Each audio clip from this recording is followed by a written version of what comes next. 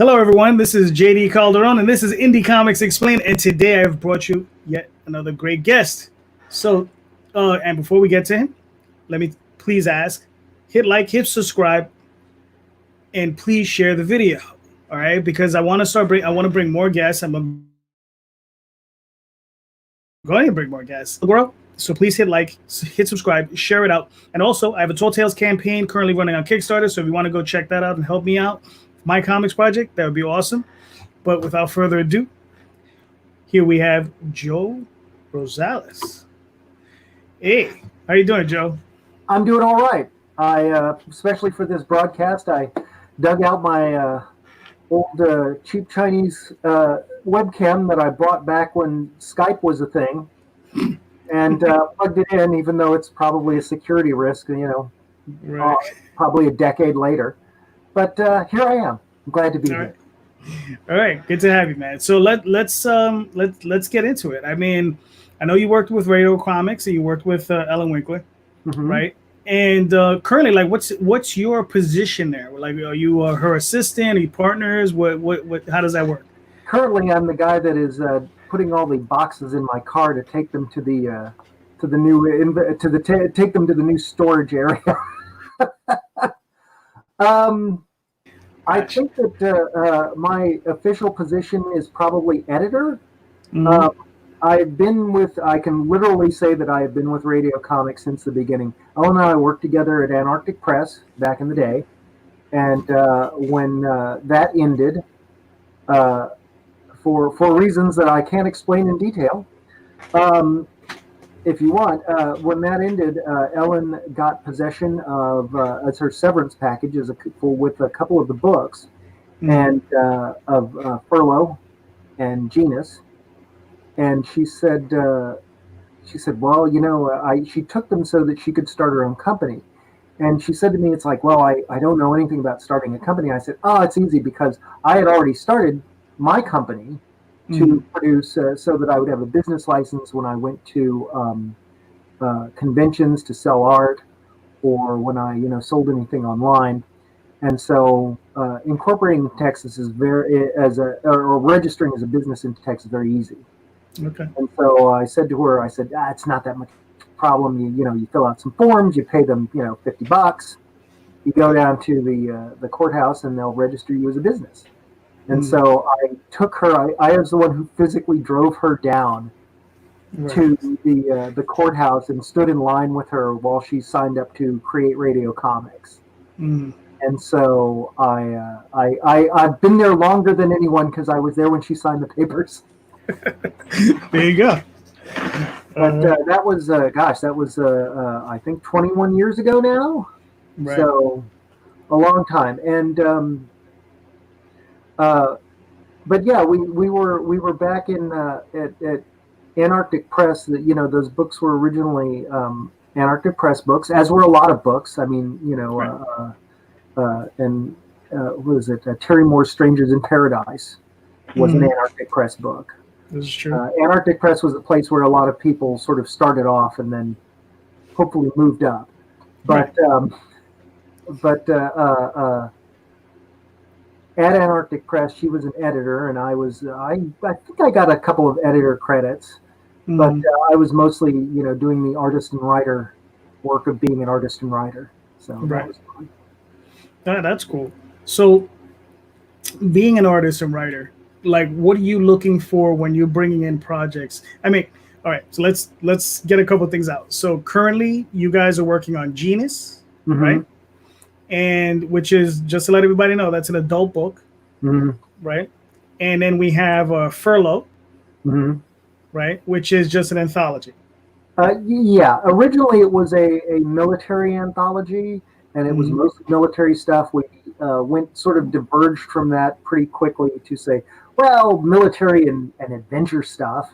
Right. And then from there it was like, well, military, adventure, comedy stuff, sort of adventure-y stuff. And because the genesis of that was at Antarctic Press, Ben Dunn wanted to do, he just would do whatever he came up with. I mean, it was his company. Right. And so he would come up with some harebrained idea that he would just sort of walk into the office and go, I think we should do this. And everybody in the office would go, is he crazy? Because this seems dumb, but it's his company who can't stop him. Sure, Ben, we'll all work on that. No problem. And the thing was, he had this weird zeitgeist sense, so he was almost always right. Right. And it was one of those things where it's like, we couldn't stop him, but his idea would be some fundamentally good idea that would sort of pull the company out of debt. Uh-huh. And one of those ideas was furlough, because he had done a comic called Mighty Tiny, and Mighty Tiny was a tank police knockoff, and it was about these mice that drove around in tanks, and he was like, well, he loved military stuff, and he's like, I want to do a funny animal comic. And so he went to Sean Howell, and he was like, well, you know a bunch of people. And Sean at the time had also worked as an editor. He had been an editor for a while at, I want to say, Fantagraphics. Okay. And he knew a bunch of editors. And Sean was also a kind of social genius. It's like Sean had a talent for knowing people and talking to people. And he was like, well, Sean, why don't you help me put this thing together? I think I have all the stuff for the first issue. And he had some stuff he had drawn. He had some stuff that was, I think, from the slush pile at AP. Right. And the slush pile at AP was always kind of fraught. It was basically just stuff people had sent in where it's like, publish my comics. And back in those days, the 90s, it was just, these pages that might be Xerox, might be originals. People would mail them in. Ben would open the package because it was addressed to him, and then he would just sort of throw them in a box. And then when he needed to fill up an issue of something and he didn't have enough pages, he'd go dig through it. And so the quality was variable. Circumspect. And so when he said this, Sean was like, well, okay. And, sure, we'll take a look at it. And so he pulled out the pages and looked through them. And both he and I were actually amazed because the pages were actually, for the first issue, not bad. They were pretty good stuff. And I was like, wow, this issue might be a lot better than I think it is. But one of the things that happened, and this is how I got into comics, was while he was talking, Sean didn't have a car. Sean never had a car. Sean didn't drive. And so I had a car, and he said, well, can you drive me over there? And I was like, sure, I'll drive you over to the AP offices. And so I drove him over to the AP offices, and I was standing around next to him while we talked to Ben.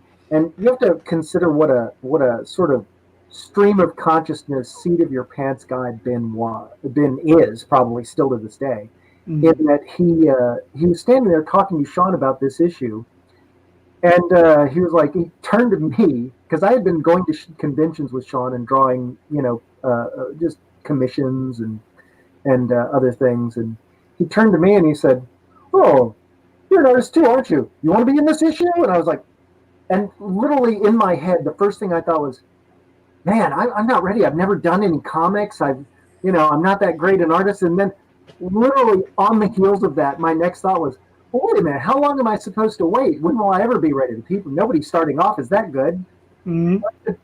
Yeah, sure, I'll be in this issue. He was like, great. And so that's how I got to be in the first issue of Furlough in, what was it, 92, 93? Long time ago. I was still in college when he asked me. So, yes. But it was a very when the other idea much later on, after we had all worked on those books for a long time, Ben came up with another idea because he walked into the office one day and went, I'm going to do a book about nuns that fight demons. Okay.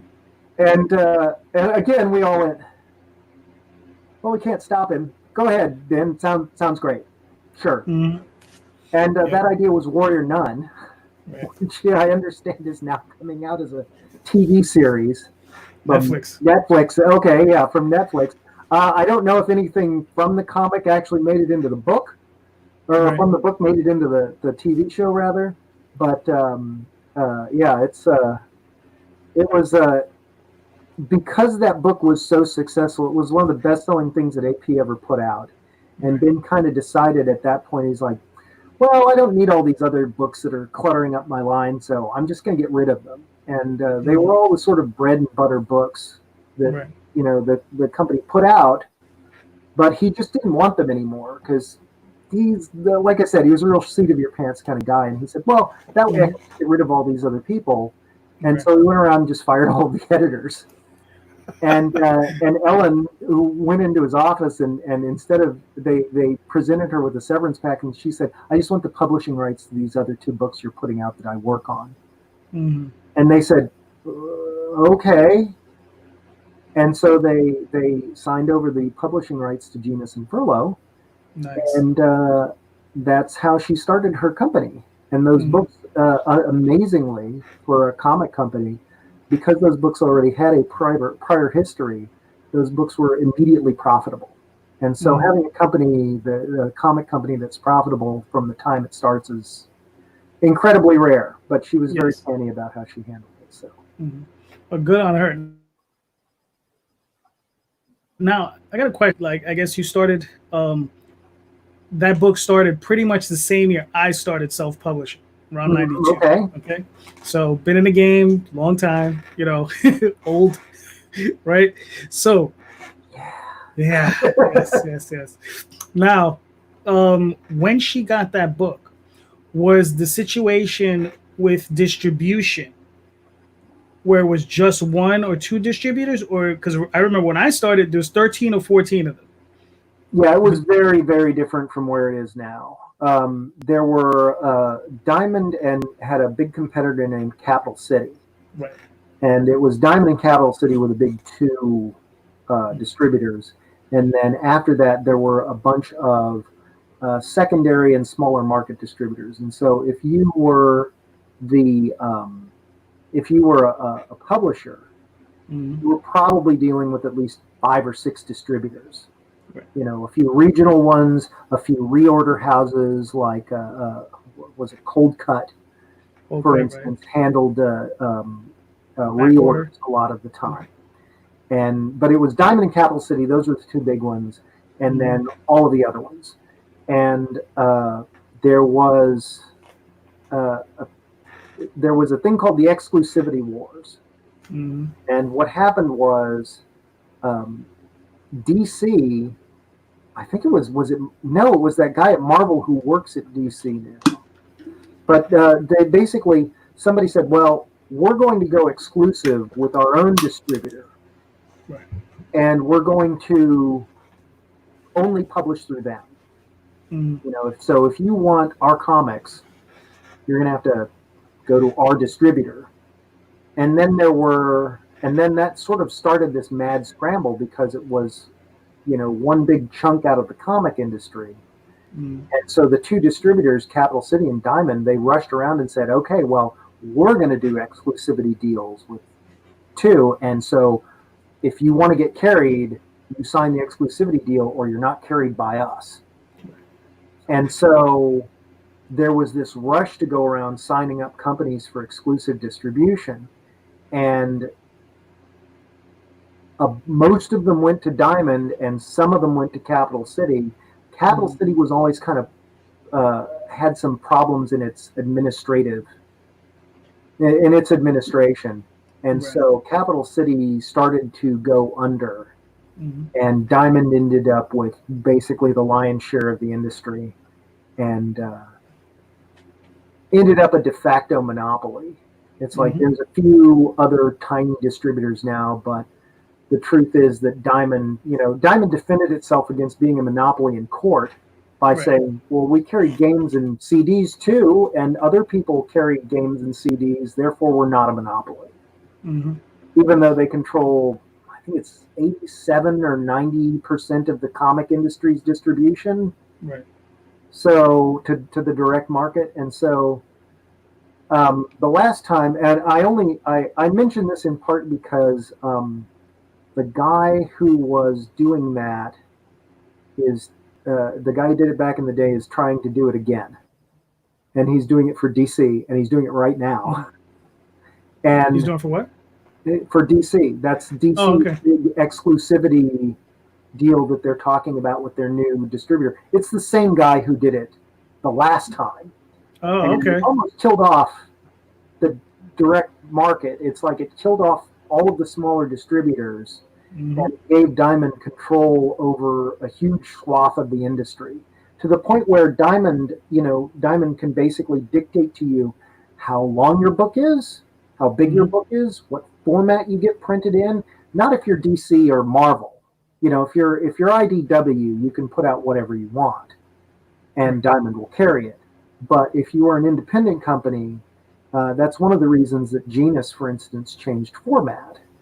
Is Diamond basically said to us, well, we don't want to carry these floppy books anymore. That is, the ones that are folded and stapled in the middle and 32 pages long. Most people think of as comic books. They said, well, we don't like those because we have a lot of loss on them. Because Diamond's packing system is automated now by something I call the angry robots, in that their automated sorting system, which sorts for the individual stores and packs the orders, tends to chew up books. Right. And it likes the perfect bound books. Okay, it only chews up a few of those, but the fold over books are a little slipperier. And so the ones that are folded over and stapled in the middle have a lot more loss on them. Right. And those losses are Diamond's fault. And so rather than try and fix their system or take more care in packing them, they just went, we don't want to carry those books from independents anymore. And so they said, well, the books have to be perfect bound, and we don't want, we're not carrying enough of your book to make enough of a profit off them if they're fold over books. So we also need them to have a price point that's $10 or above. Right. And so that's when Genus changed from being a fold over book that was about $4 or $5 to a perfect bound book that's $10. It's like, that wasn't really a decision on our part. That was a decision on Diamond's part.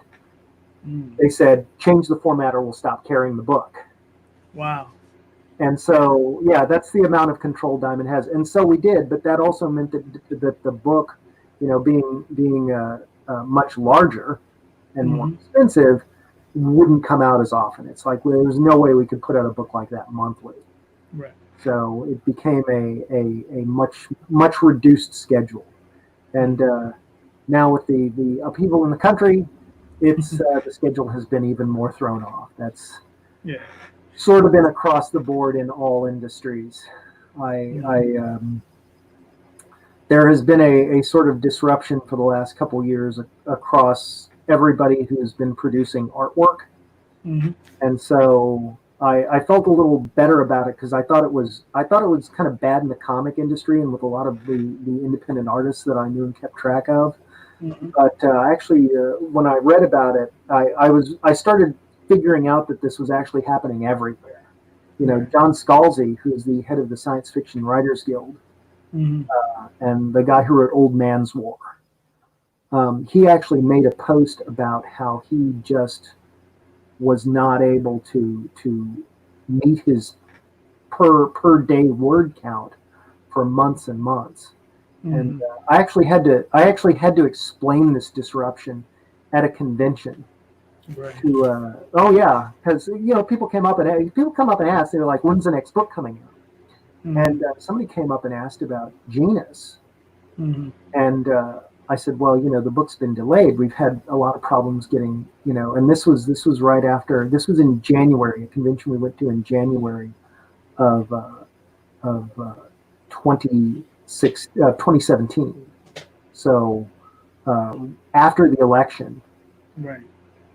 And when we went in, when he came up, he was wearing the sort of what I think of as like the libertarian uniform, where he's wearing like the duster and a beard and has like the biker boots and probably an e-cigarette. And so, and I looked at him, and I try not to judge people, and I was like, I think this guy's some kind of a libertarian. And I said, well, we've had problems getting a lot of this, a lot of these artists to do this work since the election. And he went, really? Why is that? And I was like, and I said, I thought, I have to explain this in terms that, this guy can grasp. And I said, well, the problem is that, we know a lot of people who are independent artists. And if you're an artist, I don't know if a lot of people outside of art know this, but if you're an artist, then insurance companies tend to classify you as a high-risk occupation. Right. I don't know why. Maybe it's because they think all artists drink themselves to death. But that's how it is. If you're an independent artist, it's hard to get insurance. And I said, and a lot of these people that we know who are independent artists only got covered under the Affordable Care Act. Right. And somebody's just been elected on the basis of repealing the Affordable Care Act. And I said, and so a lot of the people that we had working on these books thought, maybe I need to stop being an artist. Maybe I need to go get a different job that will cover my health insurance. And he was like, oh. And I was like, yes, this was an economic decision made by millions of independent people working on their own. This wasn't some crazy conspiracy theory. This was people acting in their own self-interest. Right. And so, for purely economic reasons. And so, since then, there's been other kinds of disruption. But that actually did put a lot of, across the industry, that kind of put a stop to a lot of, if you weren't working for a giant company somewhere, right, it was a lot harder to get a book done. And it's and so a lot of things are still getting back on schedule, even not so much now. I think that I think that actually a lot of artists are dealing very well with, for instance, the quarantine, because somebody asked Bernie Wrightson years ago, they were like, why are all these artists so weird? And he just straight up said in the interview, it's like, well, and most normal people don't sit in a room by themselves for 8 to 10 hours a day looking at a piece of paper. And that's the first requirement for being an artist. Yep. And so I've been pretty pleased about the people who are, everybody who's come out of the woodwork is like, how do people deal with being alone? And all the artists are like, well, here's a list. How do you keep yourself on track? So, but yeah, the distribution system, I'm not sure what you can do about it now. There have been some other venues that have opened up. I mean, Amazon's been pretty good about selling stuff for independent creators. They're at least an available method. And but if if you're not running your own store on your own site, there's some other places that you can sell things that get around. There has for years been a theory about the 100 true fans. I don't know if you know about this, where it's like, if you can get 100 people who are your true fans, and they'll buy your stuff, and they could actually support your work. And so these systems like Patreon and Kickstarter and Etsy are ways to contract with those fans, and those are all inherently good things. I remember when Patreon came out that there was a lot of people going, "Oh, the system is terrible. This is a terrible system," and they were all sort of people who had never tried to get anything made under the old system. It was like it's a terrible system for funding a cartoon. It's like, well, I know what the old system for funding a cartoon was, where you found someone who was really rich and tried to convince them that you had a good idea. Right. And Kickstarter is better than that. Yes, much. I actually met and got to work. I actually did the storyboards for an animated special, I guess it would be. I guess an OVA called it was called it'll come to me. I did the storyboards. I can't remember the name of it. But I actually got to meet the guy who was the producer, and I have no idea how that job even works. Where it's like this guy got people who I don't even know to give him millions of dollars to make an animated show, and it's like I have no idea how anyone would do that. Mm-hmm. So I have utmost respect for that. But yeah, if you could get a Patreon going or a Kickstarter, that's and we actually did run a Kickstarter for the Radio Comics ran a Kickstarter for the last Genus that came out, and it was for kind of weird reasons where people basically were running Kickstarters, and we had never run a Kickstarter for any comic because the company was profitable. Right. You know, you sell a book, you use the money from the last book, and then you finance the next book, and then you put that out and you sell it, and then you just keep going. Right. And when Kickstarter came out, people were like, well, did your company go out of business? Like, no, we're still putting out books. They were like, but you're not running any Kickstarters. It's like, no, because the company is profitable. Well, they're not running any Kickstarters. How are you putting out any books? And so we thought we were like, you know, there's no reason we shouldn't run a Kickstarter. We don't have to use our money to put this book out. And so we went ahead and ran the Kickstarter, and everybody really enjoyed, you know, and once I saw it in action, it's like, oh, well, people really it makes the comics more sort of participatory.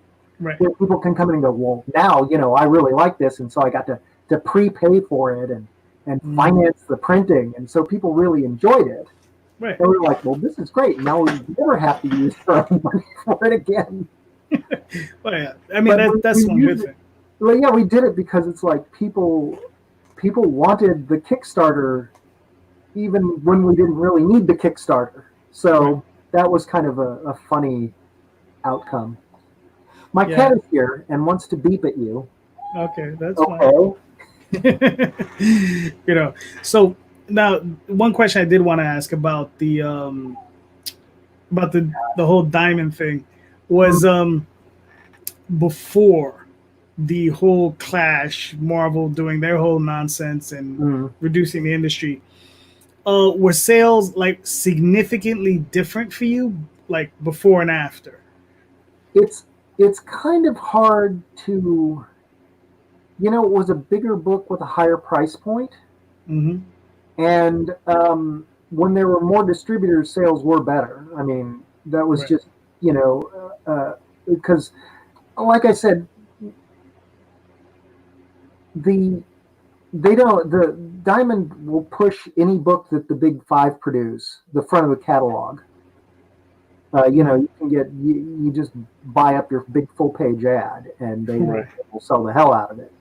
And there's books that there's books where we're like, why is this book being printed, or why is this book not in the adult catalog? And some of the time the answer is, oh, because the guy who's their, you know, one of their heads of distribution is personal buddies with this guy. And so it's a huge advantage if you're a close personal friend of Steve Jeppe's or something. It will be a huge advantage in getting promotional material out for your book. But if you're not in the front of the catalog, then I'm not sure if they care if you ever put out a comic book again, no matter how good it sells. True. I don't. You know, Diamond is what it is. I don't know what this latest move by DC is going to do for their thing, because they gave the whole, you know, if you read their letter about it, they gave the whole, well, we wish them best and are happy for their services. Yep. And I don't know how they're gonna how it's gonna shake out this time. The last time there was a lot of chaff in the industry that, you know, there was some companies that could go out of business and so you could soak up, and now there's the distribution companies that could go out of business and Diamond could soak them up. And now there's just Diamond. And I'm sorry, I've lost the thread of your question. No, it's okay. Well, I mean, going on to that, I mean, the one thing I've noticed is UCS, which is Midtown Comics. You know, that company. I live in New York, so that's my local comic book store for years. So the guys there, really nice guys, but that's a monster store. I mean, there's three of them. They have an outlet out here in Queens, and their online presence is ridiculous. And I think between them and the other company, DCBS, they can they're like something like 12% of the market. You know what I mean? So I mean, those two stores are monstrous. I don't, and that's kind of a hard thing to try and wish on the comic industry to have. It's like, oh well, all you have are a giant warehouse store and one distributor that sends stuff to it. Right. If it's kind of hard to compare past numbers because the industry changes, and there's a lot of apples to oranges comparisons in terms of print media. Right. And the number of distribution outlets and the types of distribution outlets. I mean, I can't, I can't even imagine the days of newsstand distribution, which was still around in the 70s and on into the early 80s. And during the mid 80s, when you had or early 80s, when you had the black and white boom. Which was there was this huge for those of you who don't know the ancient history of comics, there were a huge number of black and white titles that came out in the 80s. The best known of those original titles is probably Teenage Mutant Ninja Turtles. You mean it wasn't X Mutants? Preteen Dirty Jean Kung Fu Kangaroos, but TMNT sold so well that it led a big vanguard of black and white comics. And some of the very early furry comics, I think Red Shetland by Jim Grote was in that batch. And Albedo. Was early enough to be in that batch. But when those comics were coming out, their numbers by today's terms was just staggering. I mean, literally you could print, fun comics by we2guyscomics.com or we two guys comics Inc. Not it's too early for that. But you could print anything, and get sales of 10,000. And so when those comics were coming out, they had numbers in those days which would stagger any company. Batman books sell 10,000 now.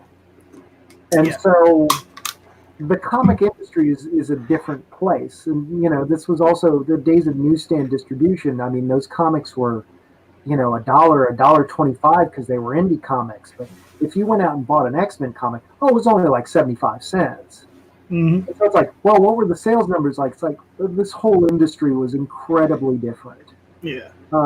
In terms of for instance, in terms of furry comics, one of the big early winners was Omaha the Cat Dancer. When there stopped being so much newsstand distribution, you started to get actual comic book stores in the early 80s that only dealt in comic books and that only ordered stuff from distributors. You had a number of you had some books that really took advantage of that. And the direct market, those independent comic companies, a lot of sales strategies hadn't been developed yet by the big companies to shut them out. Because the big companies, they were like, well, we've got a newsstand and it's about 10 or 12 feet wide. And so what we have to do is produce enough Marvel titles to push the DC titles off the edge of that 12-foot, 12-foot stand. And when the comic stores came along, you could make an entire wall of those things. And so the only limit was how much money those people could drop into buying everybody's comics. And so when Omaha and Cerberus by Dave Sim, those comic books started coming out, and regular buyers at newsstands didn't care about them because they were buying X-Men comics. But if you went to an independent comic store, you could browse around and look at what they had, and they were ordering all kinds of crazy stuff. They were ordering concrete. They were ordering, and so the black and white boom took off, and everybody was looking for all these store owners were like, man, what will be the next big thing that I can sell for $200 an issue, which is how much early TMNT, Albedo number 0, or the Tick number 1. It's like, that's how much they go for. So these companies were these independent comic shops, they were dropping big money, but they got a bunch of people in there who were looking for stuff that wasn't X-Men comics. Right. And one of the early winners was Omaha by Reed Waller, because Omaha wasn't a thing that you would normally sell. I mean, it was an adult book, and it was sold, behind the counter. You had to come up and ask for it. But the thing is, at a comic store, there was a behind the counter. And so it provided a venue for that, and the book was enormously successful because of that. Cerebus was another one that it's like, well, this book would probably never succeeded without the direct market. And so distribution has a huge impact, and the actual sales floor of comics have a huge impact on whether or not someone will buy a book. Can someone look at it? Can someone see the cover? Do they have to special order it, or will it be sitting on the shelf waiting for them to come in and browse through it? And so, with the recent pandemic closures, there's a lot of stores that are going out of business. And you can buy the stuff online still, but it's not the same as, browsing a shelf full of comics. The store that Ellen works at, which is very true. It won't even. What happened? The store that Ellen works at actually is still in business, still doing all right. But again, it's you don't have as many people coming in and browsing because pandemic. And for a while, you had to pick up your orders, so it's like they were distributing their subscriptions curbside. Right. But it just meant there wasn't as much foot traffic, and it's like foot traffic and the ability to actually take a look at covers does drive a lot of sales. And I'm not sure, that I'm pretty sure that I don't want to see that go away. I'd like there to be more distributors. I'm glad that there are any alternatives, even if it's like Amazon, to Diamond, because Diamond is a highly fiddly system. If you're an independent comic creator and you're a Diamond rep suddenly quits without telling you, and then you don't get paid for the comics that you ship for 3 months, and you call them up and they go, "Oh, well, your rep quit." It's like, well, who's handling my account now? And they go, "We'll have to check." Not that that's happened to anybody I know. Of course not. So, but it's like any alternative, I won't bag on Kickstarter and I won't bag on Patreon just because in comic book and artist creators have always needed as many revenue streams as possible. Right.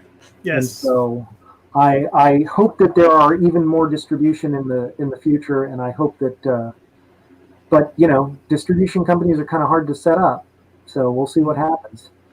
Yeah, and I know of a couple of guys who are doing them. There's one dude I've been talking to called Varian. He's trying to set up a system, and then it's Peter Cimetti over at Alterna. He's trying to do his thing. I wish them the best, because honestly, I've always been a little surprised that the distribution system for comics has kind of run so badly. The fact that the Capital City went out of the distribution companies that have gone out of business. A lot of them, like the comic companies that have gone out of business, have gone out of business not because their business model is flawed or something, but just because they're mismanaged. Right. They don't pay their bills on time. They don't pay they don't rent their space far enough ahead of time. They spend a lot of money on junk. We had somebody years ago who we went to a panel at a convention, and it was Ellen and Sean Howell and myself. Okay. And this was supposed to be a panel on like radio comics or Antarctic Press or something. And I think it was at Antarctic Press at the time. That's why Sean was there. And he said, "Come on now, cats."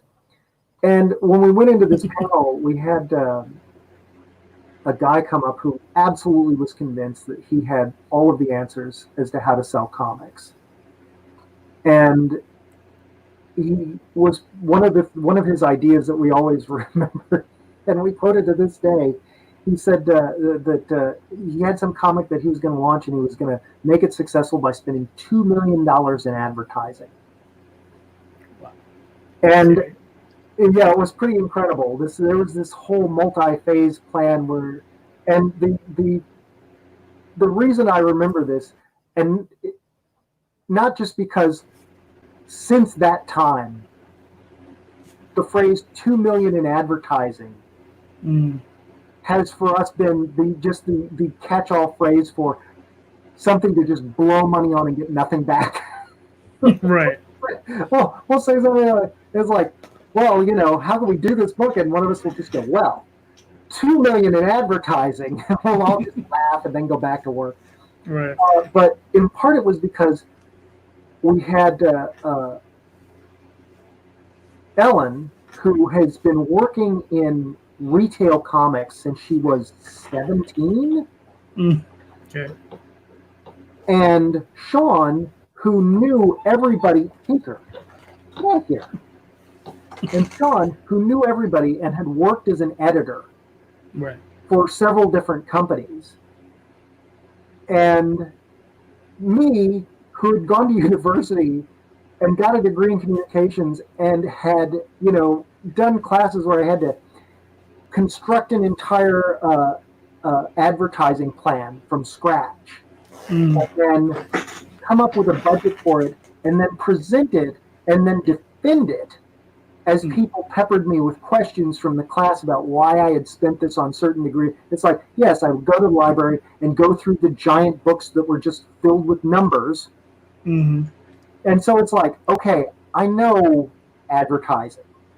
It's like, I at least know how it works and how money distribution works and return on investment and what different forms of advertising actually return. And so we went to this, and this guy started peppering us with questions, and we would just tag teaming this on and on. And he absolutely could not be convinced that any of it was incorrect. Sorry about that. I kicked myself out of my own stream. I hit a button. And so he basically could not be convinced that any of this stuff was wrong, even though we were going to say, well, retailers do this. And Sean and I would turn to Ellen and go, well, Ellen, you've been a retailer for 21 years. Is this how retailers work? And she would go, absolutely not.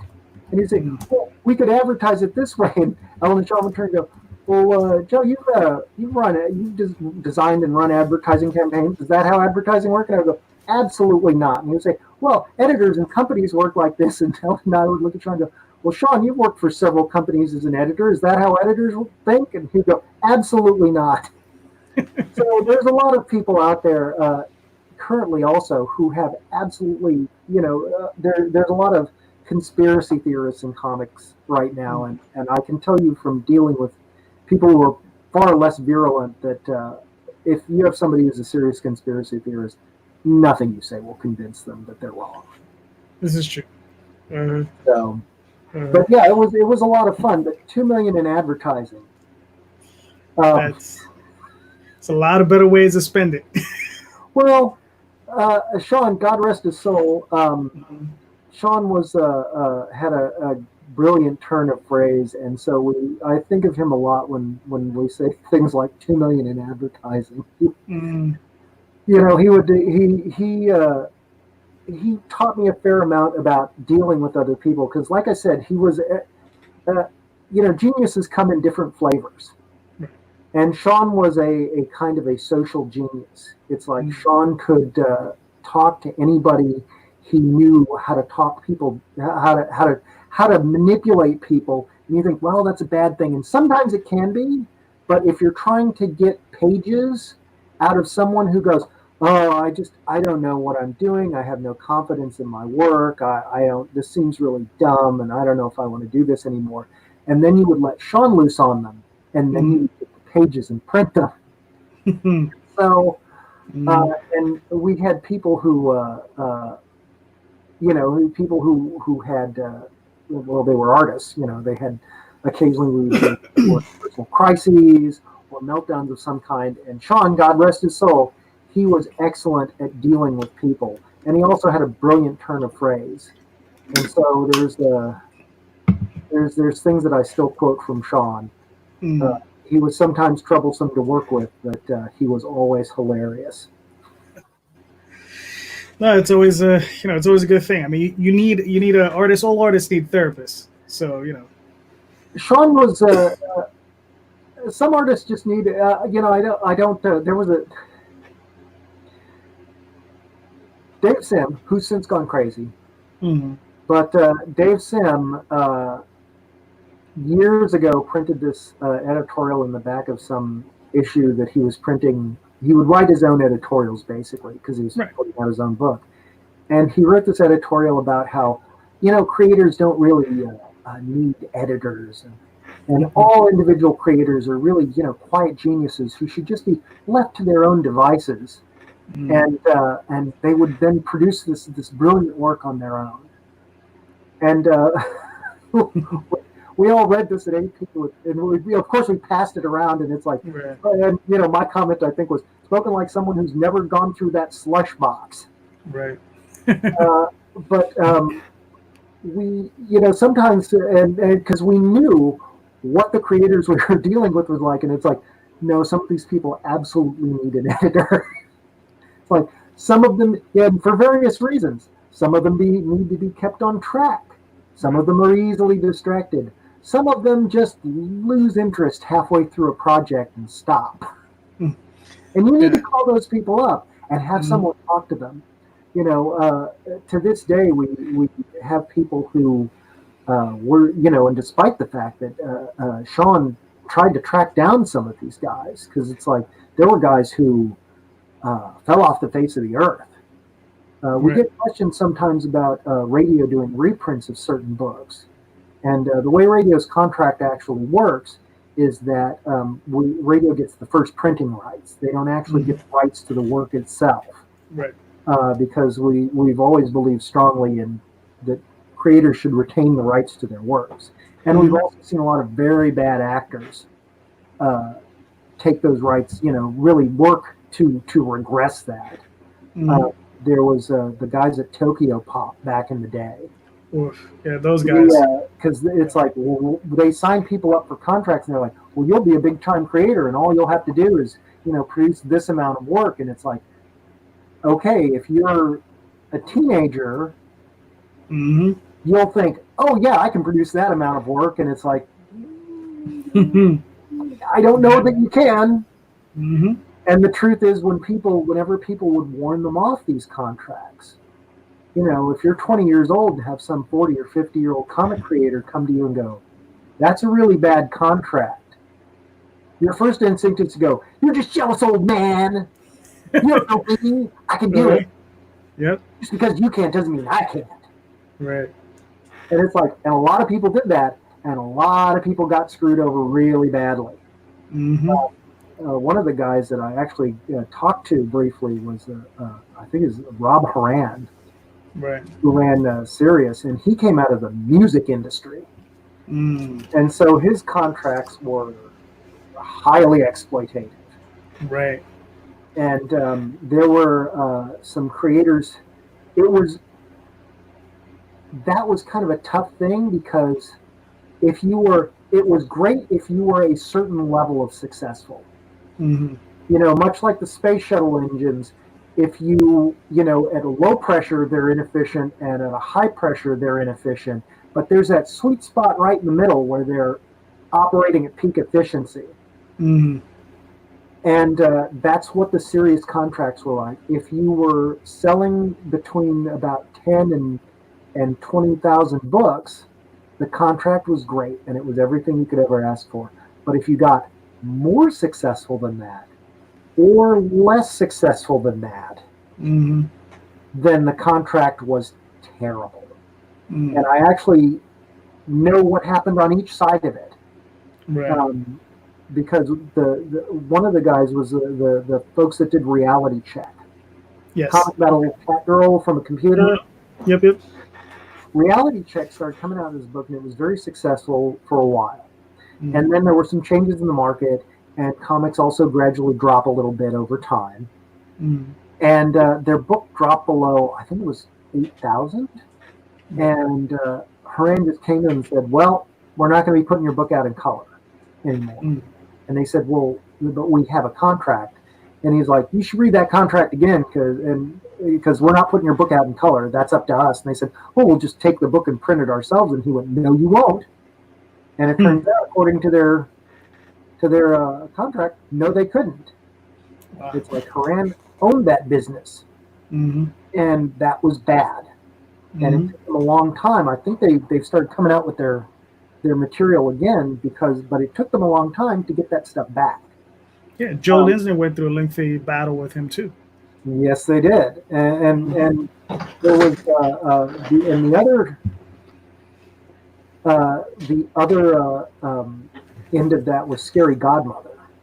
Right. Jill Thompson. And Jill Thompson, first of all, she's probably the woman about whom the most comic characters are based on. If you read Scary Godmother and you look at the Scary Godmother, it's like, that's Jill Thompson. Mm-hmm. But also, if you read Kingdom Come by Alex Ross, mm-hmm. if you look at The Joker's Daughter, that's Jill Thompson too. It's obviously Jill Thompson. Right. So here's the thing. She started putting out Scary Godmother. Scary Godmother was very successful. And it fell in that range of a black and white comic that was, that series could do the best for. Mm-hmm. The thing was, eventually it was so successful it got optioned. Optioned for an animated show, which came out from Mainframe. And you can still watch it practically every Halloween. And when she was like, cool, a show got optioned, I'm going to get some money. And Haran was like, no, you're not. Wow. Take another look at that contract. And as it turns out, derivative properties was something that he had the rights to. And so at the time, Mainframe did a really cool thing, which is they hired her on to do a bunch of design work for the show. I don't know if they really needed to, but it was a great thing, which meant that she got paid for the Fairy Godmother, or for the Scary Godmother show. She got paid something. And it's kind of like when they did Empire Strikes Back, and George Lucas had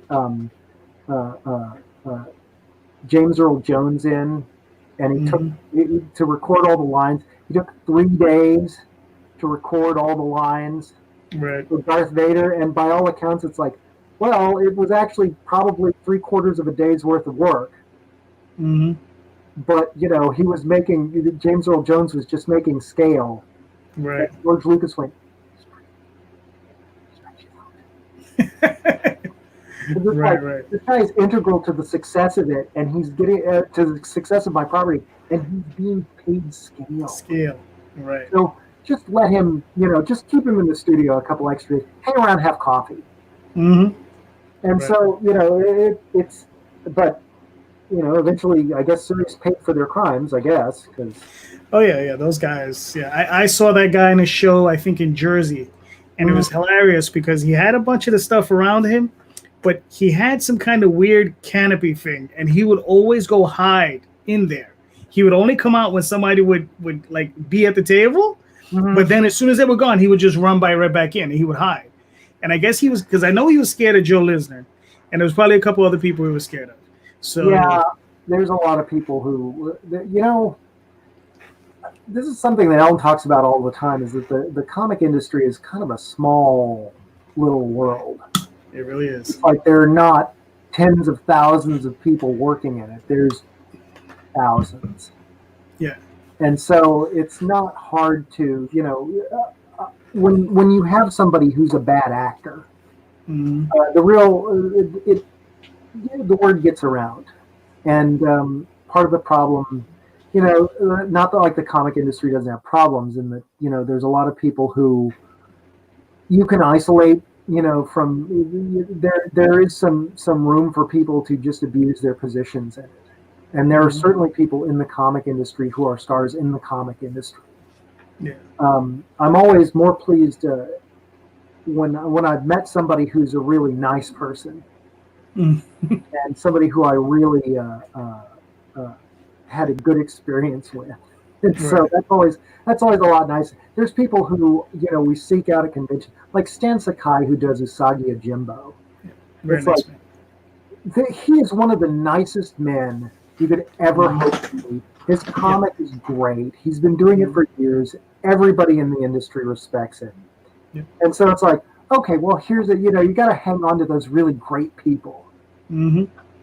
Yep. There's a few of them, and they're there, but you got to hold on to them. Yeah. The guy who does Bone, Jeff Smith, also super nice guy. Very smart, too. Oh, yeah. So, That guy. Mm-hmm. And that's those people. It's so much.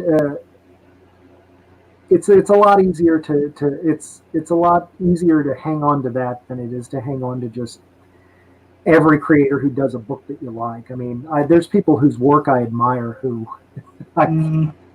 it's like, right, you don't want to be when you deal with this guy, it's like no one can deal with him. He's not someone you want to deal with. But their work's really good, and I bought their comic. Mm-hmm. But you don't want to be within 10 feet of them. Yeah, there's some creators who, they're not princely human beings, and there's a lot of guys who are just kind of weird. Also, speaking of Bernie Wrightson, I got to meet Bernie Wrightson too, and he was a super nice guy. Yes, a very nice man. Yeah, he was a nice guy. Yeah, I was very sorry to see him because I read all of his comic books. They're very disturbing. I read them. Bob's a really disturbing book. But that was his thing, so yeah. It was okay. He loved monsters. And so we've been at this for a little bit, so we're coming close to the end. All right, but we're not finished just yet. I got a few more questions for you. All right. Sure. So, all right. So first, before we wrap up, is there a question or a subject matter you wanted to discuss that I didn't ask you about that you wanted to talk about? Not so much so. I tend to talk about whatever I feel like talking about. Which is fine. I just I tend to see all of the things that are happening in both industries and fandoms as kind of just a continuum. I mean, we started producing comics before we started producing furry comics before furry was really even a thing. Right. I mean, and so I tend to look at the any controversies in fandoms or anything as part of a continuum. Mm-hmm. It's like a lot of the problems that you have are the problems in fandoms or in industries, are problems that have always been true of just having people running anything. Right. They're very human problems, and I think that it's important to deal with those, and important to keep an idea that you're building for the future. Okay, well, that's cool. Now my second question is, or it's not so much a question, just please let everybody know before we move on to these other questions, where can they find Radio Comics work? Where can they find your work? How can they contact you? How can they get into these crazy books like Genus and Furlough? Radio Comics, you can find at radiocomics.com. The store is still up. There's some free issues of comics. There's some free comics you can read, and so that's my personal site at joerosales.com is always kind of a wreck. If anyone wants my cat, but it's always been like that. It's always kind of terrible. But if you want to take a look at what I'm always thinking, I'm on Twitter at Joe Tweet Guy. Radio Comics is also on Twitter. But like I said, radiocomics.com, the site's still up. You can order the comics. You can look through some of them. And if they're cheaper than if you find them on Amazon or eBay. There you go. There's a fairly expensive back issue. We've been doing this for, like I said, about a little over 20 years now. So we've got back issues. And also, we're going through the inventory now, so who knows? Maybe there will be some true warehouse finds at the bottom of that stack of boxes. This is true. All right, so now let's move on to some of these crazy questions. Oh, all right. Now, so You're a public. Uh-huh. You're a public. Well, you're an editor, and you've been you've been going through a lot of this. So I'm gonna switch this up question that I ask pretty much everybody, but I'll change it up a little bit for you. So, who is the artist or even writer that you, as an editor, would want to work with if you got the opportunity? I I tend to think that all of the I kind of don't think like that. Mm-hmm. Because a lot of the stuff, it's like if I want a project done, I tend to think whether or not I'll do it. Right. There's a lot of people who are doing really great art, and there's some people that I kind of like to get them to do a cover or something for one of the comics, but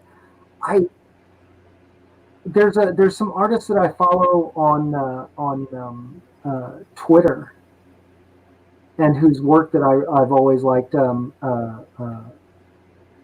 But gosh, that's such a hard question. I mean, I don't really have a wish list, and I tend to think in terms of if I have a project that these things will be available for. I mean, we've got for the next genus, there's stuff that I've done. Port ZB, who you can find on Twitter, and Luna Starbright, working on one of the stories. In order to the issues, since I've started working on them, have a theme. And so when I asked them specifically to work on that, there's one story that's being done by a guy who's a storyboarder in the animation industry. But it's like they're all sort of wildly different, and we also work a lot with. I'm trying to remember his Twitter handle, but it'll come to me. But the stories all have sort of their. The point of the anthologies is to have a variety of material in them, and so I tend to think in terms of whether or not some individual thing that I've written would be good for some individual artist. But as for my personal wish list, I don't know. There's always someone new who I look at and go, "Oh, that person's really great," and there's always someone who I wish, "Oh, wow, if I had a cover, I would ask that guy to be on it." Gotcha. All right. Yeah, I wish that. Here's the biggest thing that I miss. I miss that Furlough, back when Furlough used to be a monthly book, we used to be able to just put in all kinds of crazy stuff. Right. And now that it's not, we're just not able to put in as insane the stuff as we used to. Gotcha. So, all right. So let's move on to the next question. Okay. So now, if you were given the golden ticket and they called you up to one of the big companies, they said, "Joe, pick whatever book you want. Which would be the book you'd want to work on?" It doesn't matter, writer, artist, editor. You can pick whatever position you want. Right. No, I have some really weird ideas. I would work on, if it was DC. Okay. It would probably be Green Lantern, because I have a story that I would really want. Do you remember in old issues of like Brave and the Bold, they would have that story in the back that was only like 5-page installments, where they would run the regular story that was like the first 15 pages, and then they would run a little backup and backup story. Stuff like, it was stuff like Green Arrow or The Human Target. I have a Green Lantern story that I always thought of as that backup story. Right. And so it's like, if you let me loose at DC, I would probably go Green Lantern. I have a great Green Lantern story, Green Lantern Corps, individual Green Lantern, the whole thing. If you put me over at Marvel, if this was a ticket from Marvel, I would actually want to do I always thought that they didn't use enough of the Captain Britain, because I grew up reading the Alan Davis comics. Those were what was coming out when I was in high school, and all through the 90s, I was reading Excalibur, and I went back and read the earlier issues that had been printed in Marvel UK, and still one of my favorite. Still one of my favorite. I think I have one of his books right here. Yeah, one of his more recent books. This Nightcrawler book. That's Alan Davis. Yeah. Amazing artist, very traditional. Yep. But there it is. Alan Davis. Yeah, Alan Davis. He's superb. I love his art. I love his writing. But I have. They recently it was what's her name, Dr. Hassan, the new Captain Britain. Oh, okay. She got the sword instead of the amulet. She got the sword, and she is a doctor. Okay. She's British, but she wears an all-white outfit because she's a doctor and a hijab, and she has the sword because they asked her. It's like, well, will you take the amulet of protection of the sword? And she's like, I'm a surgeon. I need something to cut with. And so she uses the sword, but she has healing powers, and she always wants to help people. And Alan Davis actually drew one of the issues in War World with her in it. And so there's no more official kind of Captain Britain than if Alan Davis draws it for you. And so I really think that she would be a great character for the current times. And I always thought that they should have done more with her. And so that would probably be that Captain Britain, the new Captain Britain. Gotcha. But I always, of course, I read X-Men all through the 80s, so any of those would be fine too. All right, cool. All right, so now I got a few comparative questions, and then we'll wrap this up. So so let's see. I'll softball you in the beginning, and then we'll work over. So Captain America or Batman? Captain America's a nicer guy. Okay. And Batman. It's I know he's a favorite of libertarians worldwide, but I got to go with Cap. He punches a lot more Nazis. Gotcha. Godzilla or Gamera? Definitely Godzilla. Okay. Asimov or Heinlein? Asimov. Read all of Foundation. His Great stuff books. is a little bit dry, but I actually when I got to The Moon is a Harsh Mistress is good, but Job is just awful. So it is what it is. yeah, it is what it is. I'm sorry, I hated that book. My favorite science fiction. I actually just got a book that just came out from my favorite living science fiction author because it's I also had that right here. I haven't even started reading it yet. I just got it the other day. It's by John Varley, who's one of my favorite authors. His big period was back in the 70s. He was a new wave author, but I've always liked his work. As one reviewer said, he had a fine storyteller's voice, which supersedes even when he has no story to tell. So I'm hoping it's good. I haven't read it yet. Hopefully. All right. So, Jack Kirby or Stan Lee? Oh, that's a tough one. It has to be Kirby because Kirby was a genius wherever he went. I really think, though, that Stan Lee, I think that his detractors undersell him because Stan Lee, Marvel really needed a pitchman, and he was perfect at it. Yes, he was. And, but Kirby, he's an idea machine. He could do anything. And, I think that, I'm going to go with Kirby on that one, definitely. Okay. That's fair. RPGs or video games? I love them both. The video game I play is Warcraft. Okay. Basically an RPG. Right. It's an RPG with all the dice rolling under the hood. Tabletops, though, superb. I also I think probably my favorite genre of game, though, is weirdly real-time strategy games. Loved StarCraft. Love the old Warcraft games. So those boring resource allocation games, I love those. So gotcha. Probably video games for that one. Probably video games. But that's cool. All right, I'll ask you a few more of these and then we'll wrap it up. But here we go. Byrne or Perez?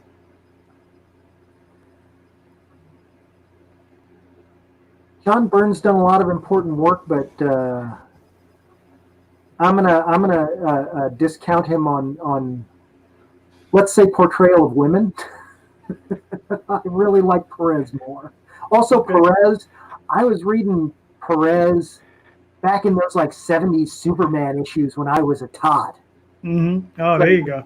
Yeah, and so it's like I really, whenever I've come up with the truth of the matter is, if I have to choose between those two, it's going to be Jose Luis Garcia Lopez. That guy is great. He's incredible. Yes, he is. Well, he's the only guy who could fill in for George, Yes, and nobody complained.